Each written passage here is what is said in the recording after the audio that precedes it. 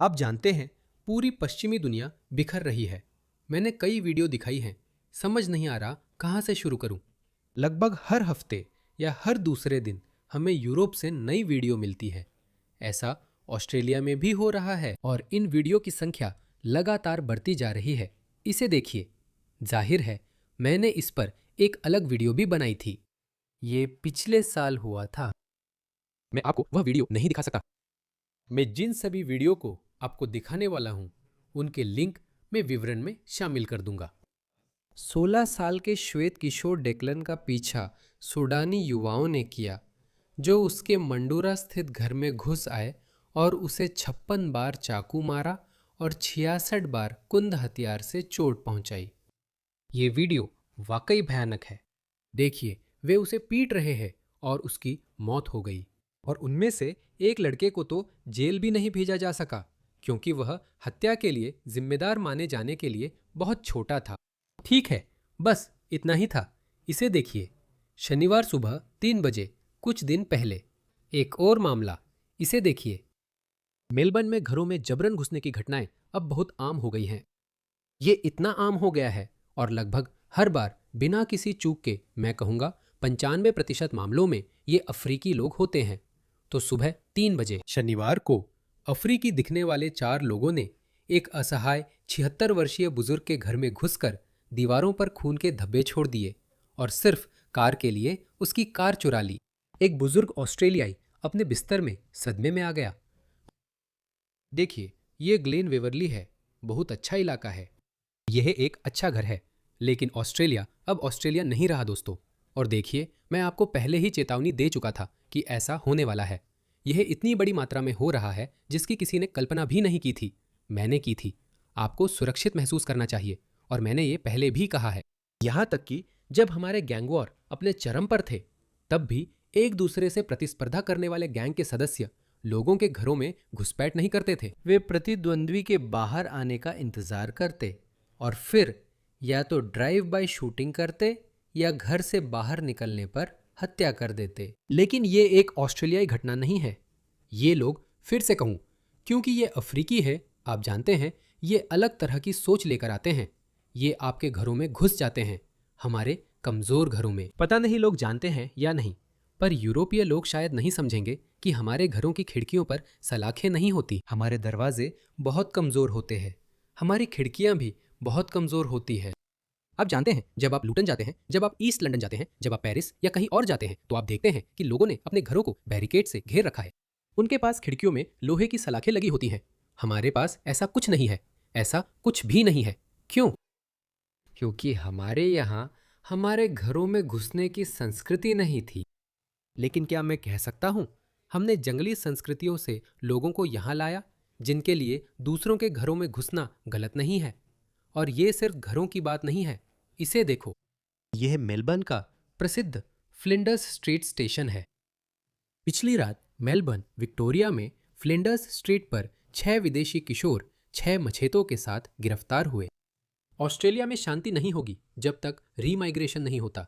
शाबाश लॉजी, वह सही है। इसे देखो। सभी विदेशी है, इनमें से कोई भी ऑस्ट्रेलियाई नहीं है। एक और वीडियो था, मुझे देखने दो। ये सोमालिया में है दोस्तों। इसे देखो। पूरी तरह से युद्ध चल रहा है। देखो इसे। एक दूसरे को चाकू मार रहे हैं, काट रहे हैं और एक दूसरे पर धारदार वार कर रहे हैं। ये मेलबर्न का फ्लिंडर्स स्ट्रीट स्टेशन है।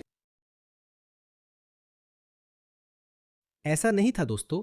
मैं सिर्फ पुरानी यादों में खोकर नहीं बोल रहा हूं। मैं मजाक नहीं कर रहा हूं।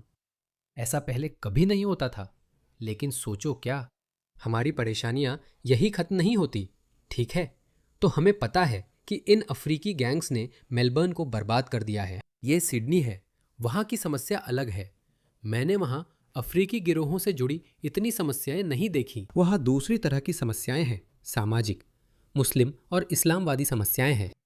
मेलबर्न में समस्याएं अफ्रीकी युवाओं की गैंगों से जुड़ी है और ये स्थिति और बिगड़ने वाली है। जानते हो क्यों? क्योंकि ऑस्ट्रेलिया के सबसे खराब प्रधानमंत्री एंथनी अल्बनीजी ने इस पर हस्ताक्षर किए। ईयू, ऑस्ट्रेलिया वीजा फ्री 4 साल तक के लिए। समझौता, फ्री ट्रेड एग्रीमेंट समझौता, याद है ये? ईयू और ऑस्ट्रेलिया ने एक फ्री ट्रेड एग्रीमेंट सुरक्षा समझौते पर हस्ताक्षर किए हैं, जिसका मतलब है कि यूरोपीय लोग बहुत आसानी से ऑस्ट्रेलिया में 4 साल तक आ सकते हैं।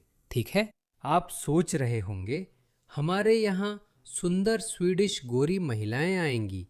नहीं, नॉर्वेजियन लोग आ रहे हैं, डच लोग आ रहे हैं। नहीं, ये यूरोपीय लोग आने वाले हैं। इन नए यूरोपियनों को देखो, ये है स्पेन। स्पेन, अगर आपको याद हो, उनके दयनीय प्रधानमंत्री पेड्रो सांचेज ने 5 लाख अवैध लोगों को वैध कर दिया था। 5 लाख अवैध लोग, जिनमें ज्यादातर अफ्रीकी थे, खासकर बड़ी संख्या में उप सहारा अफ्रीकी और उत्तर अफ्रीकी। उन्हें वैध बनाना है और यही स्पेन की सड़कों पर हो रहा है। हम सोचते हैं कि जर्मनी, फ्रांस, बेल्जियम ये सभी देश काफी खराब है। मुझे गलत मत समझिए, लेकिन मैं स्पेन से ऐसे वीडियो सबसे ज्यादा देख रहा हूं, किसी और देश से नहीं। और ऐसा क्यों है? क्योंकि 5 लाख अवैध लोगों को वैध बना दिया गया है। नतीजतन 1 और 10 लाख अफ्रीकी स्पेन में आ गए हैं। क्योंकि जब आप अपराध को इनाम देते हैं तो क्या होता है? अपराध बढ़ जाता है। इसे देखिए, इसे देखिए, यह आदमी ना तो स्पेनिश है ना तो स्पेनिश है। इसके पीछे आ रहा है कुत्ते के साथ स्पेनिश आदमी। मुझे नहीं पता कि वह अपने कुत्ते को खुला क्यों नहीं छोड़ता, मुझे नहीं पता। इसे देखो, यह बस उसके पीछे जाता है। इसे देखो, वो कुत्ते को लात मार रहा है, वो उसे मुक्का मार रहा है। देखो, बस अपने कुत्ते को छोड़ दो भाई, अपने कुत्ते को छोड़ दो। देखो, कुत्ता उसे काटना चाहता है और वह उसे लात मारता है। कुत्ता खुद उससे निपट सकता है। इसे देखो।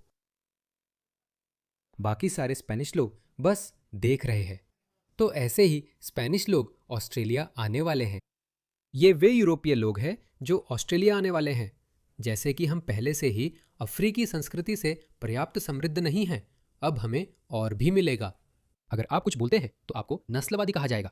मैं ये कह रहा हूं, मैं जोखिम उठा रहा हूं। मुझे उम्मीद है कि कभी न कभी दरवाजे पर दस्तक होगी। यूके में फिर एक व्यक्ति को गिरफ्तार किया गया जो एक अपराध की रिपोर्टिंग कर रहा था, जिसमें एक ब्रिटिश महिला को प्रवासियों ने परेशान किया। वह पुलिस के पास गई, लेकिन उन्होंने ध्यान नहीं दिया और मना कर दिया। अगर आप प्रेस के पास जाते हैं तो आप पर नस्लीय घृणा भड़काने का आरोप लग सकता है। उसने ध्यान नहीं दिया और नागरिक पत्रकार के पास गई। उसने ट्विटर या फेसबुक पर रिपोर्ट की। वह मुख्य धारा का पत्रकार नहीं था, सिर्फ नागरिक पत्रकार था। फिर भी उसे गिरफ्तार कर लिया।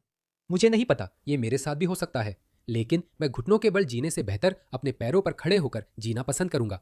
ये होने वाला है। ये दोहरे मापदंड वाली पुलिसिंग जल्द ही ऑस्ट्रेलिया में आने वाली है। ये होने वाला है। आप देखेंगे, हमें गिरफ्तार किया जाएगा। ये जल्दी ही होने वाला है। मुझे नहीं पता कि क्या वे सोशल मीडिया पर आम लोगों के पीछे जाएंगे जिनके पास ज्यादा फॉलोअर्स नहीं हैं, या वे सीधे सांप के सिर पर वार करेंगे, जैसे वे मुझे, ड्रू या अवी जैसे कार्यकर्ताओं को देखते हैं। अवी पहले भी कई बार गिरफ्तार हुए हैं, लेकिन वो अकेले नहीं हैं। मुझे नहीं पता ये किस दिशा में जाएगा, लेकिन दोस्तों, हमें कुछ करना होगा। हम नहीं कर सकते। हम उन्हें अपनी योजनाएं हम पर थोपने नहीं दे सकते बिना किसी विरोध के। कम से कम ब्रिटेन के लोग लगभग रोजाना विरोध कर रहे हैं। हम तो वो भी नहीं कर रहे हैं। मैं जानता हूं कि पॉलिन हैंसन का प्रभाव बढ़ रहा है और मैं जानता हूं कि लोग जाग रहे हैं और हमें हर समस्या का राजनीतिक समाधान ढूंढना होगा। मैं दंगे के लिए नहीं कह रहा, लेकिन विरोध जरूरी है। हमें अपनी कोशिशें और तेज करनी होंगी, क्योंकि मेलबर्न के उपनगरों में जो कुछ हो रहा है वो दूसरे शहरों में भी फैलने वाला है। ये हर जगह होने वाला है और वे अपना रास्ता नहीं बदलेंगे, क्योंकि वे अपने विचारधारा के कट्टरपन में डूबे हुए हैं।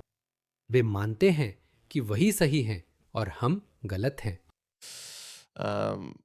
ये रुकने वाला नहीं है।